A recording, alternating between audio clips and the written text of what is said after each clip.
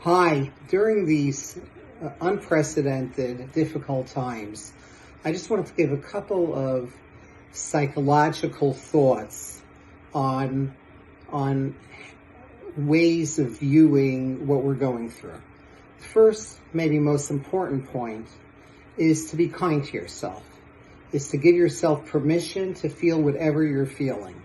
If you're feeling fear, if you're feeling anxiety, that's just a sign that you're human. It's just a sign that our body is automatically going into fight or flight. And of course, we're going to have strong physiologic reactions. But the key is to let it wash over you. It's very interesting from a Jewish standpoint that Rav Yoshe Ber Soloveitchik used to talk about two ways of viewing stress in our lives. One is we could view ourselves as from a go-roll standpoint, from a place where we feel like we're logs on the river at the mercy of the current. Or we could choose to view ourselves from a yiyud position, a destiny position, to say to ourselves, there's a purpose why this is happening. This is happening as a way of us growing, as a way of us transforming the nisayon, the trials and tribulations that we're going through, into a nace or a banner held high. As our rabbis tell us in a beautiful thought, ilu nafalti lo kamti, ilu yashafti bachoshech lo haya orli. If I never fell down, I never would have gotten up. If I never sat in the darkness, I never would have appreciated light. I just want to share with you a couple of thoughts that I've come across recently from Dr. Susan David at Harvard Medical School. And she has an approach that I personally find very helpful. The first is what we've been saying, which is you have to be kind to yourself. You have to see that any feelings that we have to notice our feelings for what they are and create a space in ourselves and understand that we aren't defined by our fear. So when you're feeling panic or you're feeling anxiety or you're feeling sad, name it, name the monster. Ask yourself, what is the function of that emotion? And remember that every single emotion, she says, is a flashing arrow about what we care about.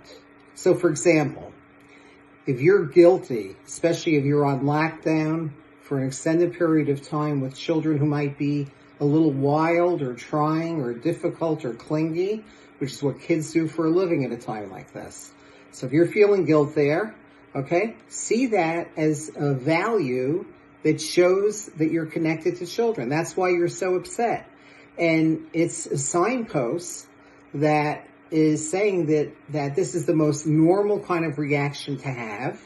And then once you understand the function of that guilt, so you just take it as a sign to take normal breath in, slow breath out, and try to buy time before you lose it with your kids. It may be to go for a walk. It may be to strike when the iron is cold and have a calmer discussion with your kid at another time. If you're worried about people in your family who are sick or friends who are sick, again, what's the function of that feeling? It's a signpost that we care. It's aligned with our values. And then it means that we need to put that signpost into action in conjunction with our values by reaching out to them. And one final recommendation. I know we've been hearing this a lot lately, but it's to use this as a chance to get in touch with our goals. Okay? You write. And what you do is, if you could find the time to sit down just for a few minutes, a couple of times a week, and ask yourself the following question, Dr. David says, in the midst of this chaos, who do I want to be? What is important to me? And you just write it down, okay?